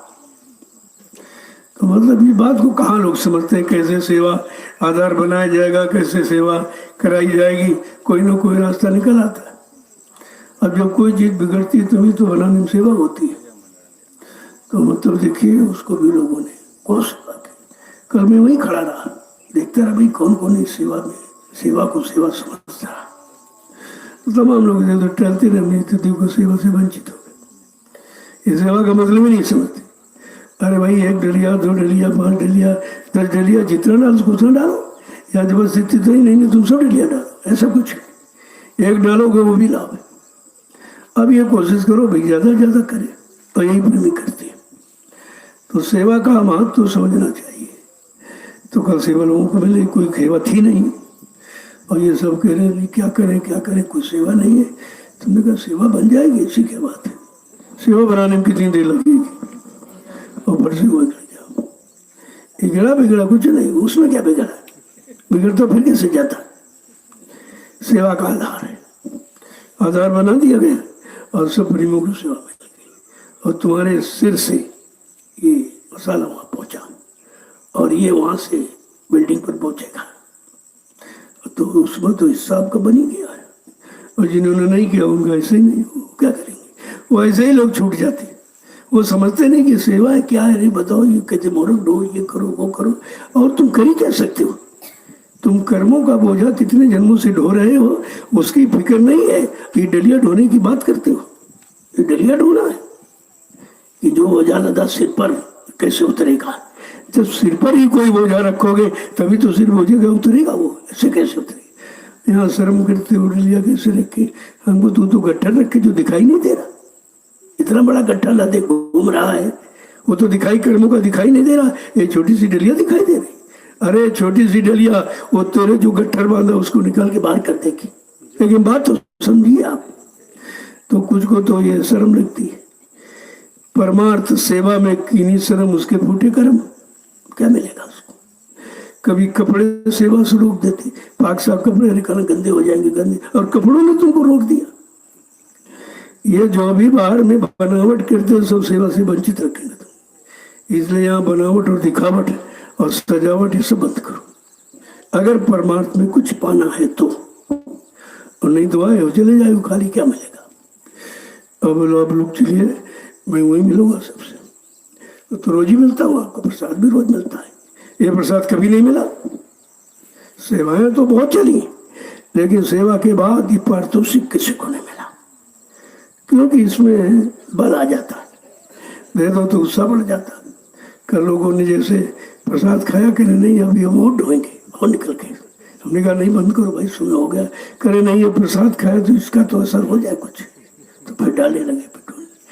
आप इनको देखिए बैठकर, कुछ नहीं कर सकते तो देखो तो ये क्यों करते हैं, इनके अंदर भाव क्यों बना, ये क्या इच्छा लेके कर रहे हैं, तो तुमको भी समझ में आ जाएगी, हमको भी करना चाहिए। अरे देखे देखे तो असर हो ही जाता है। और तुम्हारे पर देखने का भी कल मैं यही तो देखता रहता हूँ, कौन घूम रहा, कौन टहल रहा, कौन कर रहा, और तुम समझते जानते नहीं क्या है, तो बंद के बैठे हैं। ऐसा कुछ नहीं है, तुम पीछे खड़े वो भी दिखाई देता, तुम पीछे क्या कर रहे हो वो भी तो दिखाई देता है। ऐसा थोड़ी कि दिखाई नहीं दे रहा, और दिखाई नहीं दे रहा तो बताया किससे जा रहा। अब आप लोग मन बनी सेवा में चलो, मैं वहीं मिलूंगा। हाँ कोई विशेष इमरजेंसी है, वैसे इससे बड़ी कौन इमरजेंसी जो आप कर रहे हो, तो सबसे बड़ी काल माया की जेल से निकल रहे, उससे बड़ी इमरजेंसी कौन हो सकती है?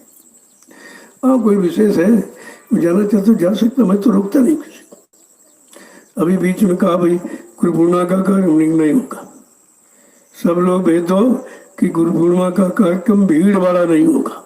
वैसे तो हो रहा, ये भीड़ भाड़ वाला नहीं होगा, क्योंकि भाई उन्होंने कहा तुमने ठीक, तुम्हारे नियम का पालन करेंगे, हम कोई अपना दूसरा रास्ता निकाल लेंगे, हमारे पास तो बहुत रास्ते, और सब आ जाएंगे और सब अपना काम करके चले जाएंगे, और तुमको भनक भी नहीं पड़ेगी, तुम कुछ नहीं समझ पाओगे। हो रहा है 1 महीने से, इतना बड़ा कार्यक्रम तो कभी नहीं हुआ गुरु पूर्णिमा का, 1 महीने का। और कितने लोग आए सेवा करके चले गए, और कितने कर रहे हैं चले जाएंगे, दूसरे आ जाएंगे। ये तो आना जाना तो ठीक है, इसमें भीड़ भाड़ नहीं होगी, तो उनका आदेश पालन हो गया और तुम्हारा काम रुका नहीं। यही तो होशियारी होनी चाहिए, बुद्धिमानी। जय गुरुदेव, जय गुरुदेव। देखो कोई ना कोई सेवा जरूर किया। जो लोग डेली रहे उनको सारा लग के सिर पर रख दो, ये भी तो सेवा है। वहाँ मतलब कोई जानकारी हो तो सरल करने की जानकारी बता दो, ये भी सेवा है। अरे बताना, कराना, करना सब सेवा ही है। अब ये जो जिस लायक है उसको सेवा मिल गई, जो नालायक उनके लिए कोई सेवा नहीं। जो जिस लायक है उसको तो सेवा है, लेकिन नालायक के लिए कोई सेवा नहीं, और ना वो कभी करेंगे। जैसे आए थे वैसे लौट जाएंगे, किराया भाड़ा खर्च किया और पैसा लगाया हो, मिला कुछ नहीं। तो आए हो तो कुछ छोड़ के जाओ, कुछ लेके जाओ, तब तो आने का मतलब इस दरबार का ठीक है। और तुमने को न लिया को दिया और जैसे आए वैसे लौट गए, तो मतलब क्या निकला? लोग पूछेंगे भाई क्या गए थे वहाँ नैमिषारण्य, क्या लेके आए हो? तो आप क्या बताओ? अगर सत्संग वचनों को सुना तो बताओ भाई सत्संग लेने गए थे, सेवा लेने गए थे, तो भजन करने गए थे, सब कुछ मिला। लेकिन जो मिला है वो दिखाने वाला नहीं है, वो दिखाने वाला नहीं है, वो तो आंतरिक लाभ देने वाला, मिलने वाला। तो अभी समझ जाएंगे भाई लिया है, लेके आए, दिखाने वाला नहीं, ये क्या चीज़ है। जब सुनाओ बताओगे तब उनकी भी समझ में आ जाएगी, हाँ बात तो सही है। तो इसलिए किसी के चक्कर में मत रहो, क्योंकि ये कुछ जीव काल के भी यहाँ आ गए, केवल जीवों को भटका रहे, क्यों करते हो ये सब बातें, बोलो ये सब क्या है, ये सर पे डलिया रखना पड़ा चला, ये कोई सेवा है? इसमें क्या मिलेगा? तो धीरे धीरे तुम्हारा मन मोटा हो जाए, और तो कर रहे हो उससे तुम भी वंचित रह जाओ।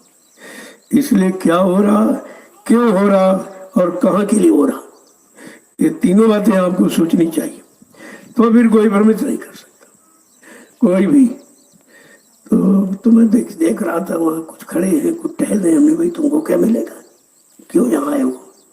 समय खराब किया, पैसा खराब किया और कर भी कुछ नहीं, कुछ लेके नहीं जा पा रहे, तो आने का मतलब क्या हुआ?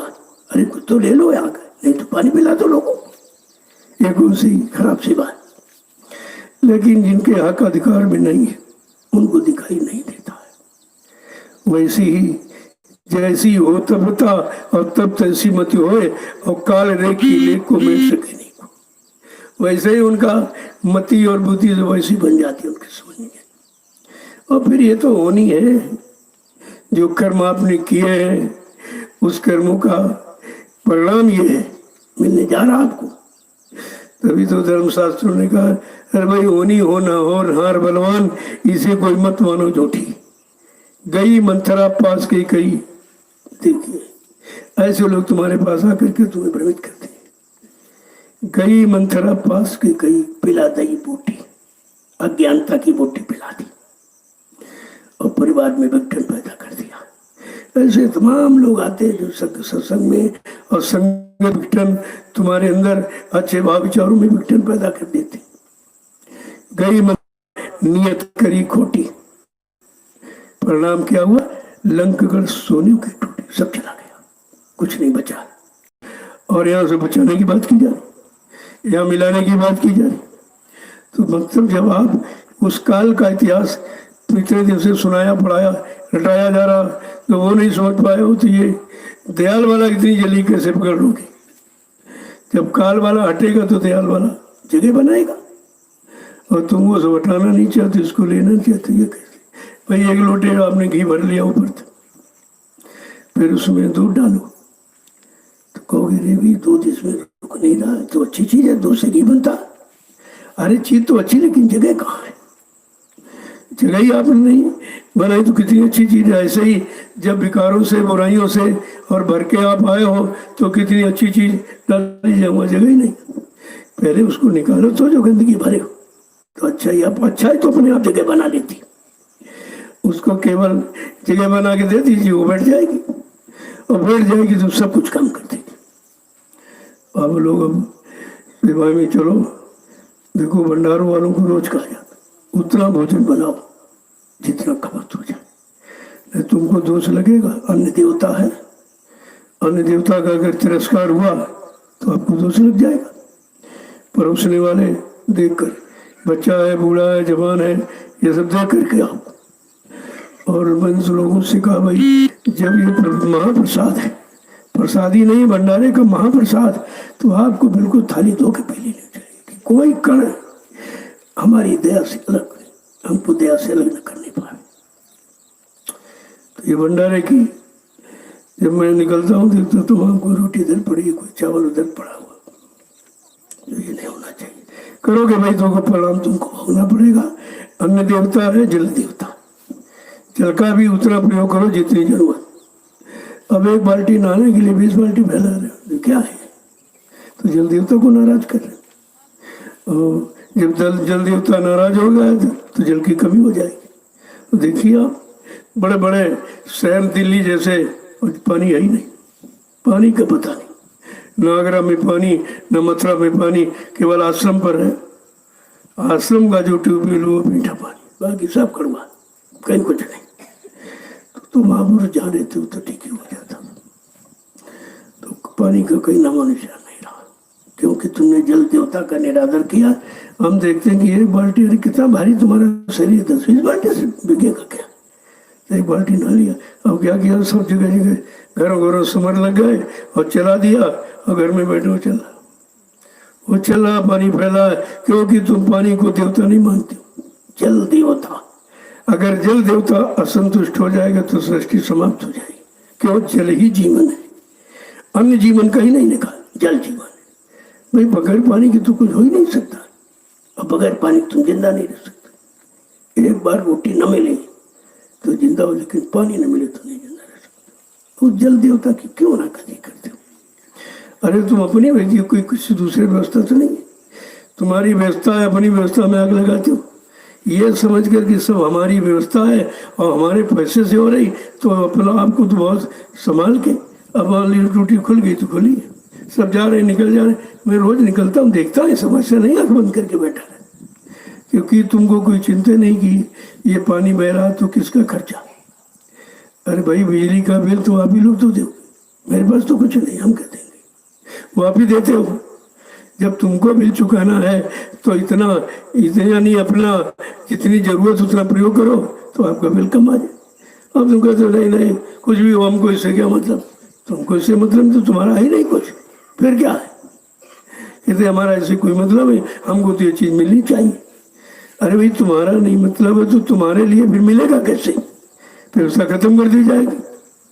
पहले कुएं की व्यवस्था थी, मेहनत से पानी खींचते तो एक ही बाल्टी में काम चल जाता, अब वो बटन दाब दिया, बह रहा पानी बह रहा, कोई मतलब ही नहीं। तो ये सब देखा करो, व्यवस्था तुम्हारी है, खर्चा तुम दे रहे हो, बिल भुगतान तुम करते हो और तुम उसको समझते नहीं हो।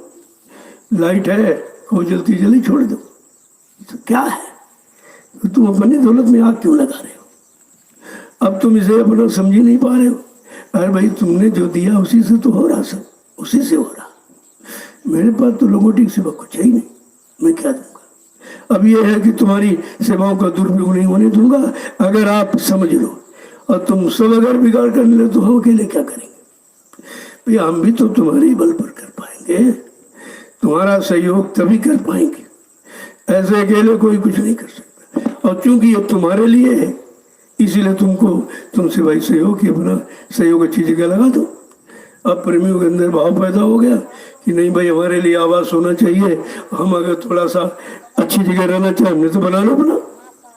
ये जो अब आपका ये बन गया है गोदाम, इसके ऊपर आप अपना कमरा बना दीजिए। आप मतलब यहीं रहना चाहते हो तो आप बना लीजिए, मैं मना कब करता। जी जमीन बड़ी कहीं और बिल्डिंग खड़ी करो, लेकिन इस बात का ध्यान रखो वो बिल्डिंग तुम्हारी नहीं होगी, रहने के लिए है। तुम रहो, तुम्हारे बच्चे रहे, लेकिन बेचने के लिए नहीं। ये पहले समझ लीजिए आप, मैं पहले ही सब खोल देता हूँ तो बन जाएगा, अपना आओ रहो। और ये भी नहीं तुम ताला डाल के चले जाओ, जो अलमारी होगी उसमें ताला डाल दो, अपना सामान बंद करो। जब दूसरा आदमी रहेगा तो झाड़ू पोछा जरूर करेगा, सफाई मिलेगी, और जब तुम आओ तो वो निकल जाएगा, फिर आप रहिए। इसलिए इनको मतलब खाली नहीं रखा जाएगा, आने जाने वाले रहे और कहें देखो जैसा लिया ऐसा पाक साफ करके छोड़ना। जब रोज झाड़ू रोज पोछा लगेगा तो आपका जब आओगे तुमको मकान साफ मिलेगा। अब पता चला तुम महीनों नहीं आए, महीनों बंद पड़ा है, तो तुमको लाभ क्या मिला। ठीक तुमने अपने पैसे से बनवाया और मतलब अपने लिए, लेकिन जब आप चले गए जो लोग प्रयोग करेंगे उसका भी तो लाभ आपको मिलेगा कि तुम्हारी बनाई व्यवस्था में लोग रह रहे। उस लाभ को तुम समझ नहीं पाते हो, हमारा है हमारा चाहे हम बंद रखे खोल रखे, भाई ये नहीं। पहले ही आप निर्देशों को समझ लीजिए कि कैसे रहना है कैसे क्या।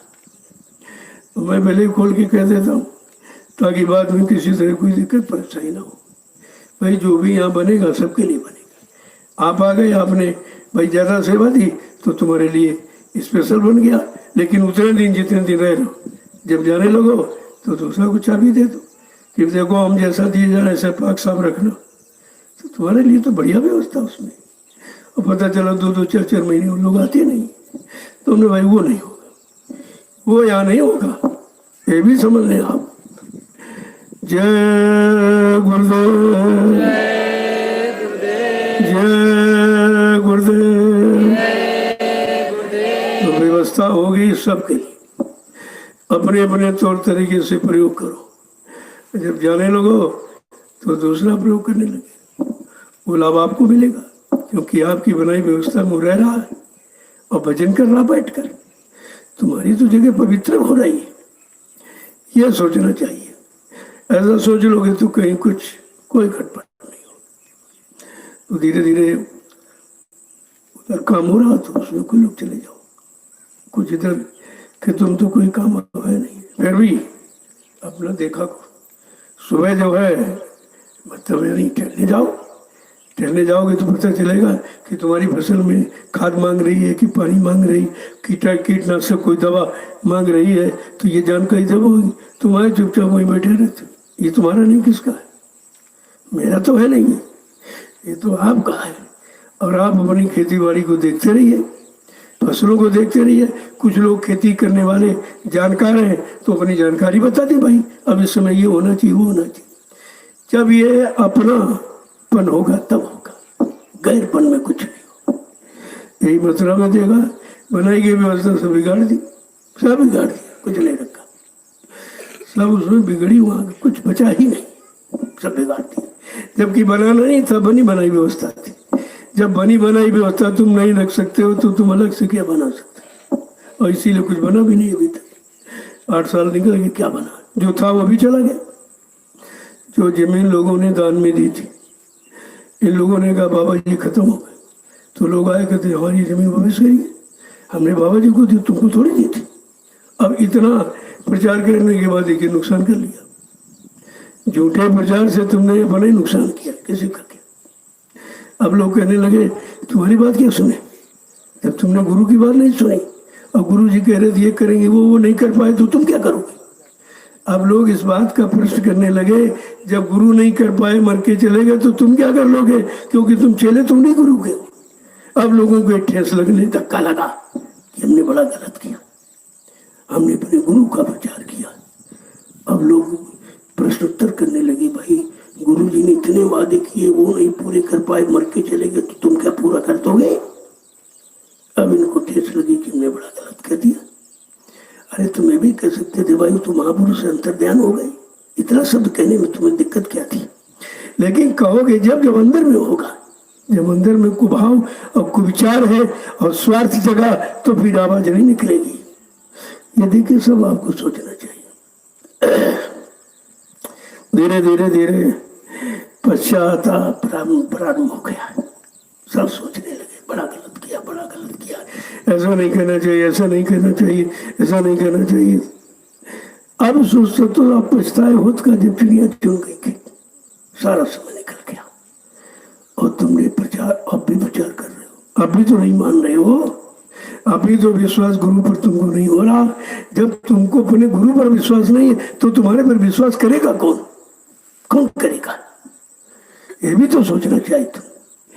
जय गुरुदेव।